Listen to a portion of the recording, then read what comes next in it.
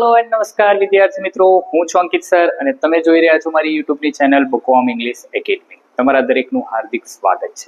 વિદ્યાર્થી મિત્રો, વિદ્યાર્થી મિત્રો, મારા ટાટ એસ્પિરન્ટ્સ કે જે ટાટની પરીક્ષા આપવા જઈ રહ્યા છે એવા ભવિષ્યના ટીચર્સ, આપણે ઓલરેડી સ્ટાન્ડર્ડ 11 નું કન્ટેન્ટ પૂરું કર્યું. As promised I have solved each and every 200 MCQs for you. આ વિડીયોથી આપણે શરૂ કરીએ છીએ ટાટની આગળની સિરીઝ સ્ટાન્ડર્ડ 12. એની જે કન્ટેન્ટ છે એનો પહેલો વિડીયો આપણે લઈને આવેલા છે. MCQ સિરીઝ કન્ટિન્યુ છે. 11માનું કન્ટેન્ટ પૂરું થઈ ચૂકેલું છે. હવે 12માના કન્ટેન્ટ તરફ આગળ વધીએ છીએ. હવે આ 12માના કન્ટેન્ટમાં આપણે બીજા 200 MCQs જોઈશું કે જે પ્યોરલી બેઝડ ઓન જે 12માની આપણી ટેક્સ્ટબુક છે એ ટેક્સ્ટબુકને કવર કરશે. આમાં મેં યુનિટ વાઇઝ પ્રશ્ન નથી લીધા, પરંતુ દરેકે દરેક 200 પ્રશ્નને મિસમેચ કરેલા છે અલગ અલગ યુનિટ, અલગ અલગ રીડ પ્રમાણે. એટલે કે એક સિંગલ આખો આપણે 1 થી 200 પ્રશ્ન જોઈશું કે જેમાં આપણે 12માની જે ચોપડી છે આપણી ગુજરાતી મીડિયમની ચોપડી, એમાં દરેકે દરેક પ્રશ્ન કવર કરવાના છે. અને હા, હજુ સુધી તમે જો ચેનલને સબસ્ક્રાઇબ ન કરી હોય તો આનાથી વધારે સારો મોકો તમારી પાસે છે નહીં. બેલ આઇકનને પણ પ્રેસ કરી દેજો જેથી કરીને નવા વિડીયોનું નોટિફિકેશન તમારા પાસે આવી જાય. અને યસ, તમારા મિત્રો સુધી આ ચેનલને પહોંચાડી દેજો જેથી કરીને એને પણ થોડો ઘણો બેનિફિટ થાય આ ટાટની પરીક્ષા પાસ કરવા માટે. તો ચલો આ વિડીયોની આપણે વધારે સમય બગાડ્યા વગર શરૂઆત કરીએ પહેલા MCQ થી.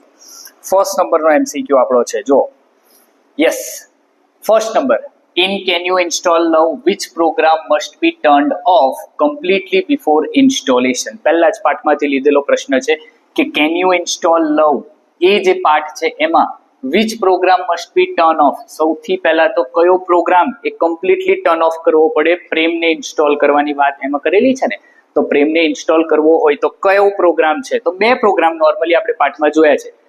કયા કયા 2 પ્રોગ્રામ છે? તો કે ગ્રજ અને રિસેન્ટમેન્ટ. એમાંનો એક જો અહીંયા છે ગ્રજ, બરાબર ને, ગ્રજ અને રિસેન્ટમેન્ટ, આ 2 પ્રોગ્રામ છે એ તમારે ટર્ન ઓફ એટલે કે બંધ કરવા પડે. Second, according to the customer service representative, love is, આ તો તમને ખ્યાલ હશે, કસ્ટમર સર્વિસ રિપ્રેઝેન્ટેટિવ એટલે શું થાય? CSR. CSR ના મત મુજબ પ્રેમ એ શું છે? પ્રેમ એ શેરવેર છે, પ્રેમ એ ફ્રીવેર છે, માલવેર છે કે ટેકનિકલ છે? તો કે આપણને ખ્યાલ છે, આપણે કન્ટેન્ટ વાંચેલું છે એટલા માટે પ્રેમ એ શું છે? ફ્રીવેર, એટલે કે પ્રેમ એ મફતમાં મળતી વસ્તુ છે. તમને યાદ હોય તો મેં આગળ રિક્વેસ્ટ કરી હતી તમને, હે ને? જો તમે એ રિક્વેસ્ટ પૂરી કરી હશે ને તો જ અહીંયા તમને ખ્યાલ આવશે. યાદ છે ને એ રિક્વેસ્ટ કઈ હતી? યસ, કન્ટેન્ટને વાંચવાની હતી. તમારું 11માનું કન્ટેન્ટ જ્યારે હું ભણાવતો હતો ત્યારે મેં તમને કીધું હતું કે તમારું કન્ટેન્ટ પહેલા ક્લિયર હોવું જોઈએ. આપણી ચેનલ ઉપર જે વિડીયો છે એ વિડીયો જો તમે જોઈ લીધા હશે ને ત્યારબાદ આ MCQ જોતા હશો તો તમારા માટે વધારે બેનિફિશિયલ રહેશે. તો એ જ રીતે આજે પણ હું તમને એવી જ રિક્વેસ્ટ કરું છું કે પહેલા 12માનું કન્ટેન્ટ જો તમારું ક્લિયર ન હોય તો પહેલા 12માનું કન્ટેન્ટ ક્લિયર કરજો, આખી ટેક્સ્ટબુક વાંચજો, એના વિડીયો જોજો. આપણી ચેનલ ઉપર અવેલેબલ છે.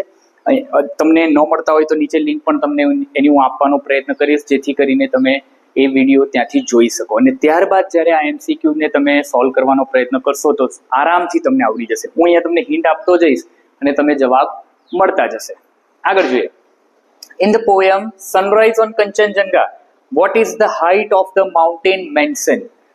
કઈ હાઈટ છે સનરાઈઝ ઓન ધ કંચનજંગા એમાં જે વાત કરવામાં આવેલી છે પર્વતની, એ પર્વતની હાઈટ કેટલી છે? હવે ઓબ્વિયસ છે, પાઠનું એ જે પોયમ છે એનું નામ જ છે સનરાઈઝ ઓન કંચનજંગા, એટલે કંચનજંગા પર્વતની જ વાત હોય. તો અહીંયા તમે ધ્યાન આપશો તો તમે થોડા કન્ફ્યુઝ થશો, કારણ કે દુનિયાનું સૌથી ઊંચામાં ઊંચું જે માઉન્ટેન છે એ માઉન્ટેન છે માઉન્ટ એવરેસ્ટ. અને માઉન્ટ એવરેસ્ટની હાઈટ કેટલી છે? 8,848 મીટર. એના પછી સેકન્ડ નંબર ઉપર આવે છે કયું? K2. અને થર્ડ હાઈએસ્ટ જે છે એ કંચનજંગા છે. અને કંચનજંગાની હાઈટ મીટરમાં જોવા જઈએ તો કેટલી થાય? તો કે 8,586 મીટર. કેટલી? 8,586 મીટર. તમને કદાચ એવું પણ પૂછી શકે કે તમારી જે પોયમ છે સનરાઈઝ ઓન કંચનજંગા, એમાં જે પર્વતની વાત કરવામાં આવેલી છે એ વર્લ્ડનો કયા નંબરનો હાઈએસ્ટ માઉન્ટેન છે? તો એ છે 3rd નંબરનો. World's 3rd highest mountain range એ કઈ છે? કંચનજંગા. ખ્યાલ આવશે ને? આગળ, Who wrote the article Unforgettable Walt Disney? Unforgettable Walt Disney આપણો જે પાઠ છે એ કોણે લખેલો છે? એકચ્યુઅલીમાં વાત કરવામાં આવેલી છે પાઠમાં વોલ્ટ ડિઝનીની, પરંતુ એમના જ ભાઈ રોય ડિઝનીએ આ પાઠ લખેલો છે. કોને લખેલો છે? એમના જ ભાઈ રોય ડિઝની આ પાઠ લખેલો છે. Walt Disney's first successful product was. Walt ડિઝનીએ આખો પાઠ તમે વાંચી લીધો એટલે તમને ખ્યાલ આવશે કેટલા બધા પ્રયત્ન કરેલા છે એમને.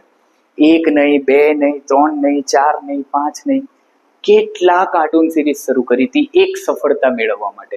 અને લગભગ જો આપણે આ પાઠ વાંચી લીધો હોય ને તો આપણને તો એમ મન ગદગદિત થઈ જાય કે લોકો આટલા બધા પ્રયાસ પણ કરતા હશે, આટલી બધી મહેનત પણ કરતા હશે કોઈ એક વસ્તુ પામવા માટે, બસ સફળતા પામવા માટે. તો તમારા માટે આ મોકો છે, હે ને? તમારા માટે આ જ મોકો છે કે જે મોકો તમે એક્સેપ્ટ કરશો અને આ ટાટ પરીક્ષાને ક્લિયર કરશો.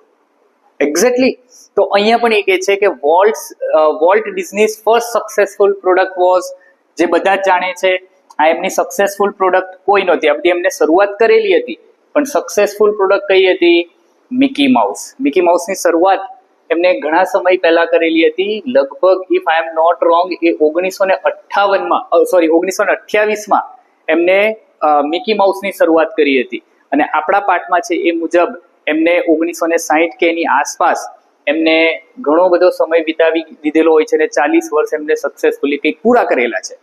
આગળ, in the poem Saper Shaped, the poet used to be a sword maker but now he has learned to be. સરસ મજાની પોએમ છે ને, સેપર શેપ્ડ. એમાં 4 સ્ટેન્જા આપણને આપેલા છે. એ 4 સ્ટેન્જામાંથી લગભગ આ ત્રીજો સ્ટેન્જા છે સેપર શેપ્ડ. એ સેપર શેપ્ડ પોએમમાં લેખક એટલે કે કવિ કહે છે the poet use to be a sword maker. કવિ શું બન્યા કરતા હતા? Sword maker. સ્વોર્ડ મેકર એટલે તલવારની ધાર કાઢનાર અથવા તલવાર બનાવનાર. But now he has learn to be. હવે શું બનતા શીખ્યા છે? તો જે 4 સ્ટેન્જા છે એ 4 સ્ટેન્જામાં સેમ વાત કરવામાં આવેલી છે. જો ક્લે છે, સોંગ છે, સ્વોર્ડ છે અને ડ્રીમ છે. પહેલામાં ક્લે આવે, બીજામાં સોંગ આવે, ત્રીજામાં સ્વોર્ડ આવે અને ચોથામાં ડ્રીમ આવે. તો ત્રીજો સ્ટેન્જા આપણને પૂછેલો છે. એટલે સ્વોર્ડ મેકર તો પહેલા બનતા હતા પરંતુ હવે એમના ઉપર ઘણું બધી જવાબદારીઓ આવેલી છે. એટલા માટે હવે એ શું બનવાનું વિચારી રહ્યા છે? તો કે સ્વોર્ડ મેકર નહીં, પોતે તલવાર બનવાનું વિચારી રહ્યા છે. આગળ જોઈએ. The crown pull exercise is used to move which fluid? બહુ ઇમ્પોર્ટન્ટ ક્વેશ્ચન. ક્રાઉન પુલ નામની જે એક્સરસાઇઝ છે મેનેજ યોર સ્ટ્રેસમાં, કે જે ક્રાઉન પુલ નામની એક્સરસાઇઝ છે એ એક્સરસાઇઝમાં કયા ફ્લુઇડને વહેવાની વાત કરવામાં આવેલી છે? તો યાદ રાખજો, સેરેબ્રોસ્પાઇનલ ફ્લુઇડ. કયું ફ્લુઇડ? Cerebrospinal fluid. એક્સરસાઇઝ આપણને બતાવેલી છે ને, સ્ટ્રેસ કંટ્રોલની એક્સરસાઇઝ, એમાં જ આવે છે. નાના was suffering from which psychological disorder અથવા તો વિચ સાયકોલોજીકલ કન્ડિશન? એમની માનસિક પરિસ્થિતિ નાનાની કેવી છે? પાઠ બહુ ઇન્ટરેસ્ટિંગ પાઠ છે. એમ જ સમજી લો કે એક આપણા જીવનની આજુબાજુ વહેતી એક કહાની છે. તમને આવું ક્યાંક જોવા મળે. સરસ મજાનો પાઠ આપણને આપેલો છે ધ એડજસ્ટમેન્ટ. નાની વચ્ચેની એડજસ્ટમેન્ટની કહાની છે ને, એમાં નાના એ શેનાથી પીડાઈ રહ્યા છે? તો યાદ રાખજો, dissociative personality disorder. Dissociative personality disorder, ડીપીડી. એટલે કે નાના એ આ જ ડિસોસિએટિવ પર્સનાલિટી ડિસઓર્ડર નામના રોગના લીધે પોતાની જાતને શું સમજી બેઠે છે? નાની સમજી બેઠે છે. આગળ, in the adjustment what was Nana wearing when the narrator found him in Nani's bed? બહુ સરસ મજાનો પ્રશ્ન કે એડજસ્ટમેન્ટ નામના પાઠમાં નાના એ વાર્તાના અંતે, તમને ખ્યાલ છે વાર્તાના અંતે જ આવે છે કે જ્યારે નાનીના બેડમાં બેઠા હોય છે ત્યારે નરેટરને કઈ રીતે જોવા મળે છે? તો વાક્યની પાઠની છેલ્લી લાઈન છે કે જેમાં ધોતી એન્ડ બ્લાઉઝ આપણને આપે છે. એ સંપૂર્ણ એમનું પરિવર્તન થઈ ચૂકેલું છે નાનામાંથી નાનીમાં. એટલા માટે આપણને કહે છે કે ધોતી અને બ્લાઉઝમાં નાનીના બેડ ઉપર સૂતેલા હોય છે. Which ants are known as the most ferocious in Africa? આફ્રિકાની સૌથી ખતરનાક કીડી. જનરલ નોલેજ પણ સમજી લો તો પણ ચાલશે. અને આપણા આંટ્સ નામના પાઠમાં આપેલું છે છેલ્લા પ્રકારની જે કીડી આપણને કહે છે કે જે બિલકુલ બ્લાઇન્ડ હોય એ કઈ? Driver ants. એને કોઈ આંખો હોતી નથી, એક સીધી લાઈનમાં ચાલતી હોય અને લાખો કીડીઓ એક સાથે આવતી હોય. તમે પાઠ વાંચેલો હોય તો તમને ખ્યાલ હશે કે એમાં રસ્તામાં જે પણ કોઈક એનિમલ આવે એ એનિમલને પણ એ ખાઈ જાય છે. નેક્સ્ટ જોઈએ, where did Helen Keller deliver Har speech strike against war? Yes, આ જગ્યા છે. હેલન કેલર પાઠમાં તો તમને જોવા નહીં મળે, પણ જે ટાઇટલ આપેલું છે એના નીચે જ આપેલું છે. જોજો કઈ જગ્યા ઉપર હેલન કેલર પોતાની આ સ્પીચ આપે છે સ્ટ્રાઇક અગેન્સ્ટ વોર? તો કે કાર્નેગી હોલ. ક્યાં આપે છે? Carnegie hall. આ કાર્નેગી હોલનો ફોટો મેં અહીંયા તમને બતાવવાનો પ્રયત્ન કરેલો છે કે જે જગ્યા ઉપર હેલન કેલર એ સ્ટ્રાઇક અગેન્સ્ટ વોર નામની જે એની ફેમસ સ્પીચ છે એ સ્પીચ આપે છે. In monkey's for Mister White's first wish was for, very nice. આ જે પ્રશ્ન છે ને મારા એમ કહી શકું કે મારા દિલની બહુ નજીક પ્રશ્ન છે. એનું એક રીઝન છે. આ એ પ્રશ્ન છે કે જે પ્રશ્ન જ્યારે મેં પરીક્ષા આપી ત્યારે મને ખબર હોવા છતાં હું ખોટો પ્રશ્નનો જવાબ કરીને આવેલો છે ટીક. યાદ રાખજો. એટલે ઘણી બધી વાર એવું થતું હોય કે આપણને એમ શ્યોર હોય કે આપણું કન્ટેન્ટ એકદમ ક્લિયર છે, પરંતુ મને છે ને તે વખતે આવી પ્રેક્ટિસ કરાવનાર કોઈ નહોતું. Yes, I am use to with YouTube, પણ એટલું બધું નહોતું કે આજે જેવો રાફડો ફાટેલો છે ને યુટ્યુબ ઉપર એવું નહોતું. મને અત્યારે જે ભણાવવાનું પેશન છે ને એ ભણાવવાનું પેશન લગભગ એક રીતે જોવા જઈએ તો એક્ઝામમાં પાસ થયા પછીને જ આવેલું છે. એટલે એક આ પ્રશ્ન એક એવો છે કે આટની એક્ઝામમાં પૂછાયેલો અને મને યાદ હતો એ પ્રશ્નનો જવાબ કે 200 પાઉન્ડ આવે, છતાં પણ હું 100 પાઉન્ડ કરીને આવેલો હતો. તે વખતે મારું કન્ટેન્ટ મેં લગભગ 3 વાર રિવાઇઝ કરેલું, છતાં પણ આ પ્રશ્નનો જવાબ મને તે વખતે આવડ્યો નહોતો. એના પછી 2023ની જે એક્ઝામ આવી એમાં પણ મેં સક્સેસફુલી પાસ કરી. એટલે તમારી સામે જે ટીચર ઊભા છે એ ટીચર એ 2 વાર ટાટની એક્ઝામ ક્લિયર કરીને તમારી સામે અત્યારે આવેલા છે. તો તમારા માટે તો એક ગર્વની વાત કહેવાય. અને મેં જે ફેસ કર્યું છે એવું તમે આવનારા ભવિષ્યના ટીચર ફેસ ન કરે એ જ ભાવનાથી હું તમને અત્યારે ભણાવી રહ્યો છું. તો આ એક પ્રશ્ન હતો કે જે પ્રશ્ન મારા દિલની બિલકુલ નજીક હતો. In monkey's for Mister White's first wish was, કેટલી હતી? તો કે 200 પાઉન્ડ. યાદ રાખી લેજો. જો મને આ પ્રશ્નમાં ભૂલ થઈ હોય તો તે વખતે મે બી પોસિબલ તમારું કન્ટેન્ટ ક્લિયર ન હોય તો તમને આમાં ભૂલ થવાની સંભાવના છે. એટલે 200 પાઉન્ડ સાચો જવાબ છે. આગળ, Sojourner Truth was born with the name. Yes, Sojourner Truth. સરસ મજાની સ્પીચ આપેલી છે. એન્ટ આઈ અ વુમન, શું હું સ્ત્રી નથી? બહુ સરસ મજાની એમની સ્પીચ છે. એમાં Sojourner Truth was born with the name, કયા નામથી એ જન્મ લે છે? સોજોનર ટ્રુથ તો એમનું ઉપનામ છે. એમનું ઓરિજિનલ નેમ શું છે? તો એમનું ઓરિજિનલ નેમ છે ઇઝાબેલા બોમ્ફ્રી. એ જવાબ આપણો છે ઇઝાબેલા બોમ્ફ્રી. હવે યાદ રાખજો, ઇલિઝાબેથ બોમ્ફ્રી પણ તમે સાંભળ્યું હશે, પણ ઇલિઝાબેથ બોમ્ફ્રી કોણ છે? એમના મમ્મીનું નામ છે. મેરી કોમ, હેલન આ બધું આવે નહીં. એના પિતાજીનું નામ તમને ખ્યાલ હશે, બોમ્ફ્રી. મમ્મીનું નામ છે ઇલિઝાબેથ બોમ્ફ્રી. પોતાનું નામ છે ઇઝાબેલા બોમ્ફ્રી. સોજોનર ટ્રુથ એમનું ઉપનામ છે. આગળ, according to J Krishnamurti real freedom requires. આ એક પાઠ છે ને, તમે વાંચેલો હશે તો તમને ખ્યાલ આવતો હશે કે આ એક પાઠ એવો છે કે જે સમજવો ખરેખર બહુ અઘરો છે. હે ને? લાગ્યું હતું ને તમને કે આ પાઠ કંઈક સમજાતો નથી એવો છે? બટ વાંધો નહીં, તમને તો હું છું. મેં આખા કન્ટેન્ટમાં તમે 12માનું કન્ટેન્ટ જોયું હશે, એમાં બહુ સારી રીતે તમને આ પાઠ મેં સમજાવેલો છે. સો જે કૃષ્ણમૂર્તિ વાળો ફોર યુથ એ પાઠ. અહીંયા એવું કે છે, according to J Krishnamurti real freedom requires. Real freedom ક્યારે, સાચે આઝાદી આપણને ક્યારે મળે છે? તો કે એના માટે આપણે ડીપ ઇનસાઇટની જરૂર પડે. ઊંડાણપૂર્વક વિચાર, ઊંડાણપૂર્વકના સમજની તમારે જરૂર છે. આ બેઠો ચોપડીમાંથી લીધેલો છે આપણે. આગળ, in the poem heaven of freedom Tagore prays for a world not broken into ભાગ. હે ને?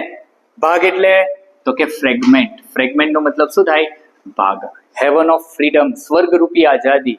રવિન્દ્રનાથ ટાગોરે લખેલી જે પોયમ છે એ રવિન્દ્રનાથ ટાગોરની લખેલી પોયમમાં કવિ એટલે રવિન્દ્રનાથ પોતે એવી પ્રાર્થના કરે છે ભગવાનને કે જ્યારે મારા દેશને આઝાદી અપાવે ત્યારે મારો દેશ એ ટુકડાઓમાં એટલે કે ભાગમાં વહેંચાયેલો હોવા જોઈએ નહીં. ટુકડાઓમાં વહેંચાયેલો હોવો જોઈએ નહીં.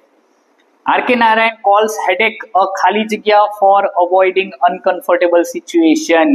headache, હસી મજાથી ભર્યો પાઠ. આર.કે. નારાયણ, મને આ પાઠ ભણાવવાની બહુ મજા આવે. હેડેક માથાનો દુખાવો. આર.કે. નારાયણ કહે છે ને કે હેડેક જેવી વસ્તુ કોઈ છે જ નહીં. That's an elegant falsehood. એ તો સૌથી મોટું જુઠ્ઠાણું છે. એટલે અહીંયા એવું કહે છે કે R K. Narayan calls headache. R K. Narayan માટે હેડેક એ કયું છે? For avoiding uncomfortable situation. તો કે એ એક પાસવર્ડ છે.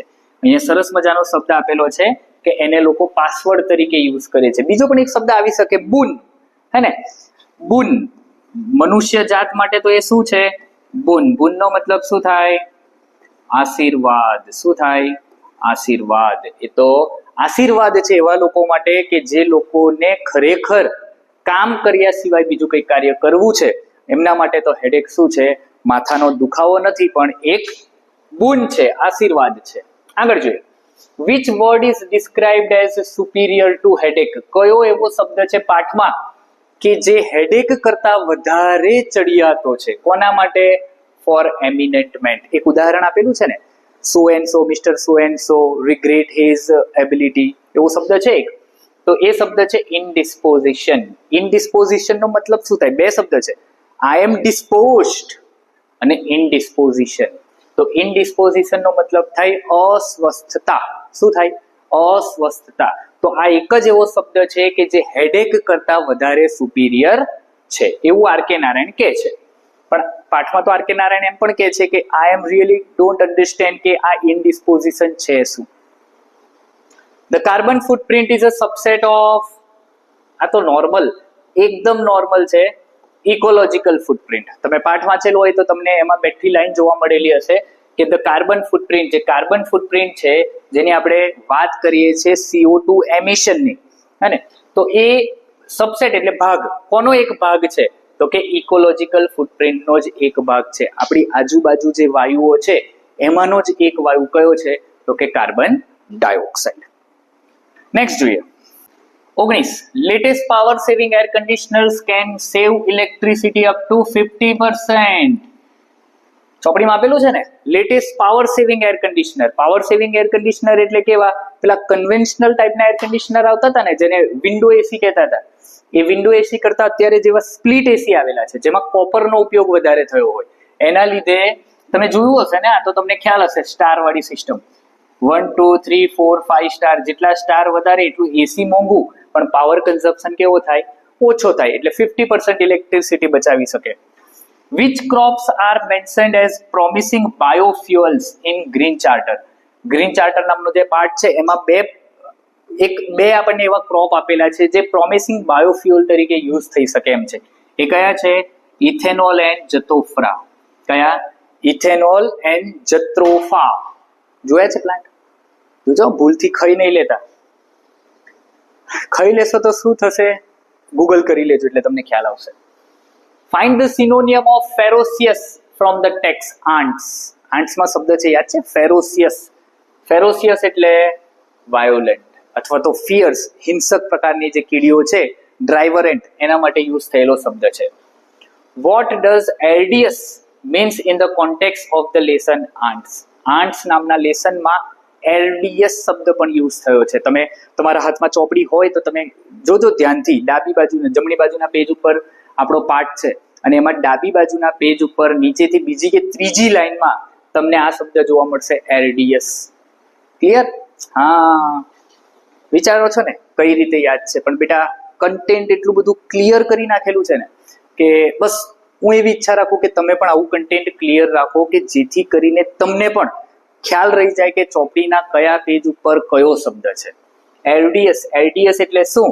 તો કે એરડિયસ નો મતલબ થાય મુશ્કેલ. જે કાર્ય કરવું મુશ્કેલ છે એને એરડિયસ કહેવાય. તો એરડિયસ એટલે ડિફિકલ્ટ, હે ને? ડિફિકલ્ટ અહીંયા શબ્દ છે. જુઓ, આપણને ચોપડીમાં વાત કરવામાં આવેલી છે આંટ્સમાં કે કીડીઓ માટે આ કામ ખરેખર બહુ જ મુશ્કેલ છે. જાણે કે એક વ્યક્તિ પોતાના ખભા ઉપર વજન લઈને ખડક ચડી રહ્યો હોય એવી વાત ત્યાં કરેલી છે.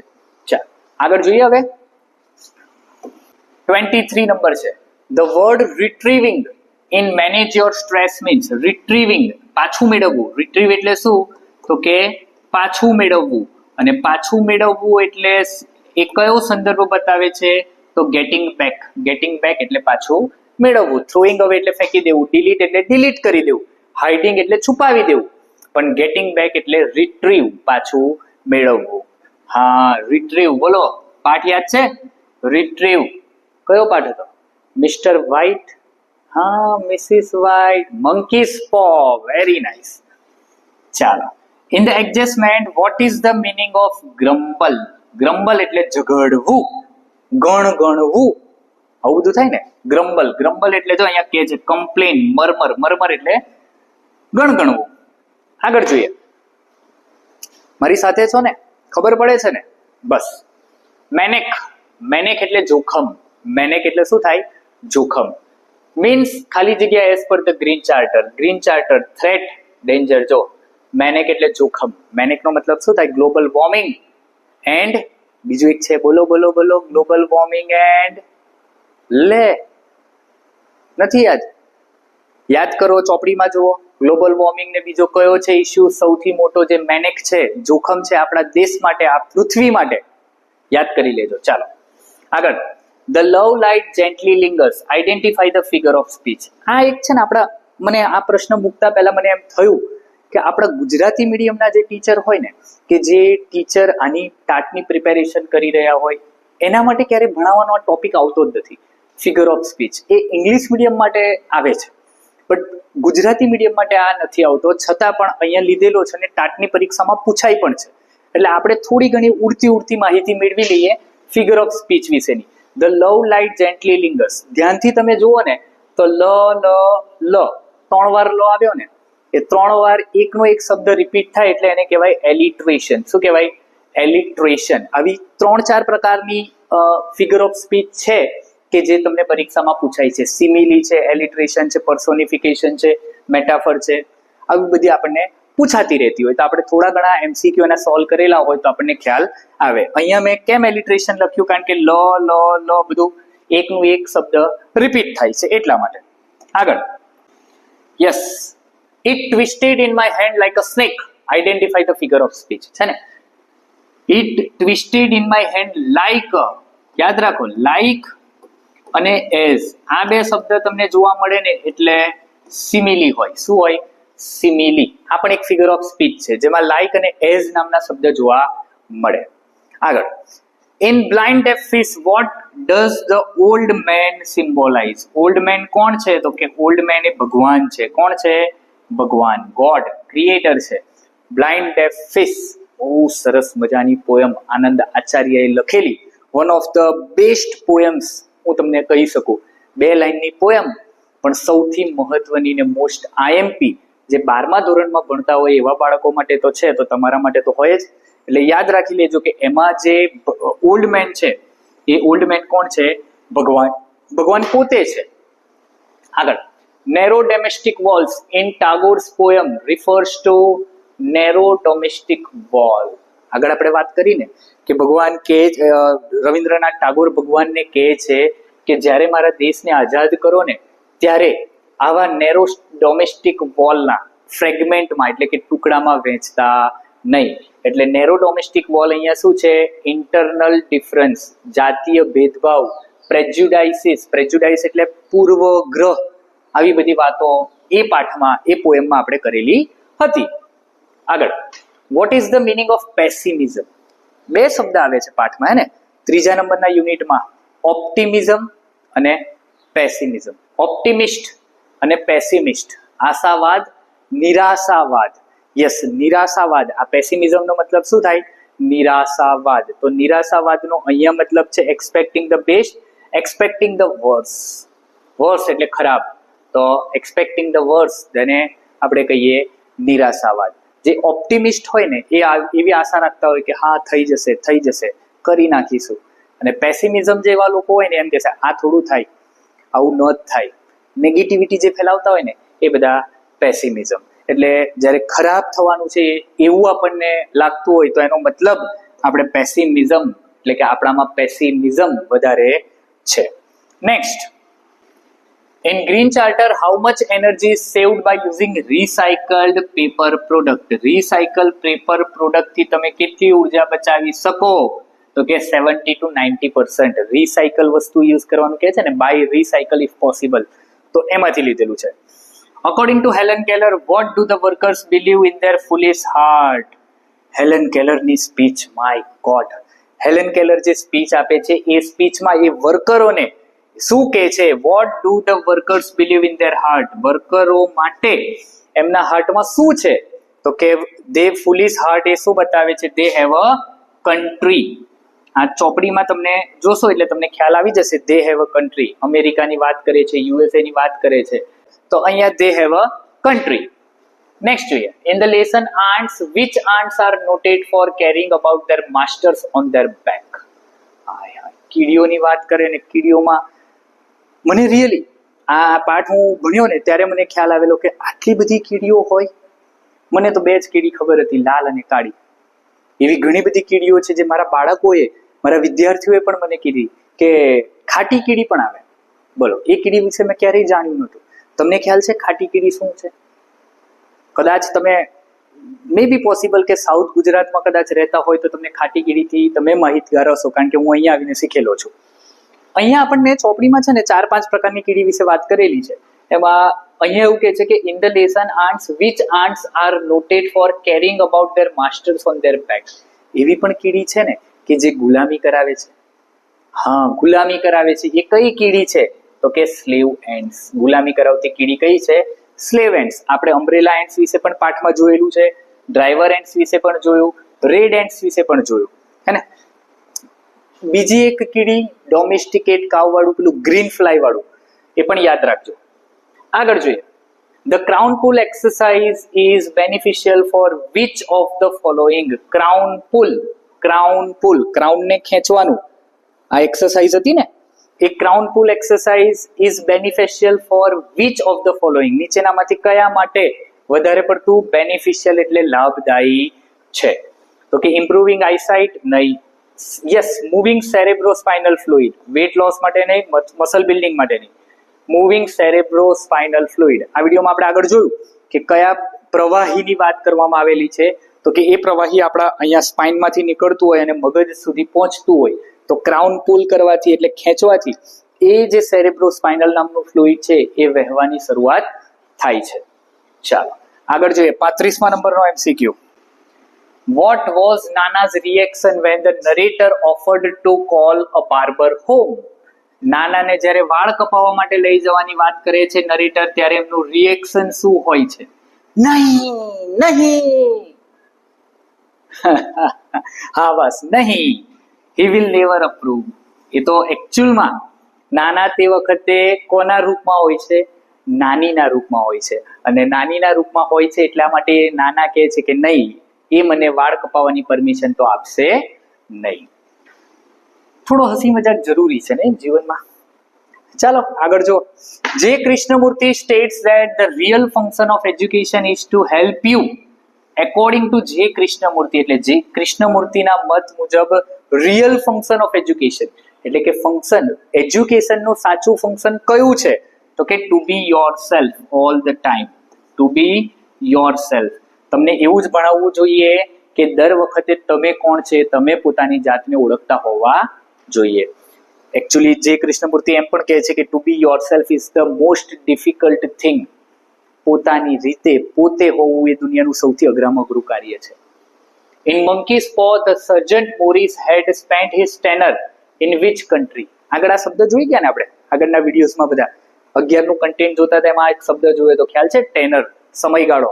તો આપણો જે પાર્ટ છે મંકીઝ પો, એમાં સર્જન્ટ મેજર મોરિસ એ પોતાનો સમય જે જગ્યા ઉપર વિતાવીને જોબ પૂરી કરીને આવે છે એ કયો દેશ છે? ભારત દેશ છે. કયો દેશ છે? અપના Bharat. Yes, Apna Bharat. 38. Which programming can you install love will overwrite low esteem? Low esteem નામનો જે પ્રોગ્રામ છે એ લો એસ્ટીમ નામનો પ્રોગ્રામ એ પોતાના કયા પ્રોગ્રામથી ઓવરરાઇટ થશે? તો કે લો એસ્ટીમ આવે તો હાઈ એસ્ટીમ આવે. લો એસ્ટીમ હોય તો શું આવે?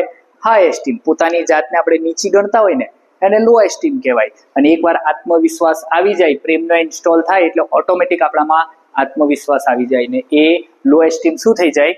હાઈ એસ્ટીમમાં બદલાઈ જાય. ચાલો નેક્સ્ટ છે 39. R.K. Narayan says that for eminent man which word is superior to headache?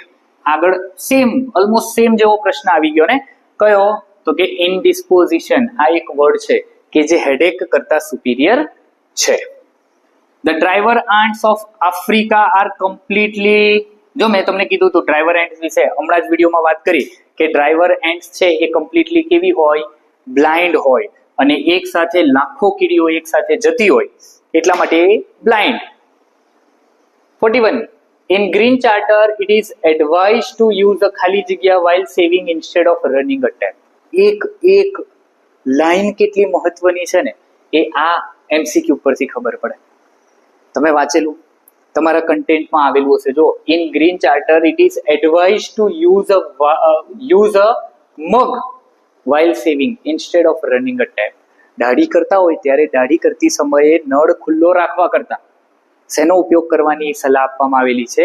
મગ ઉપયોગ કરવાની સલાહ આપેલી છે. Sojourner Truth was born in which county of New York? ન્યુયોર્કના કયા કાઉન્ટીમાં સોજોનર ટ્રુથનો જન્મ થયો હતો? તો અલ્સ્ટર કાઉન્ટી. શેમાં?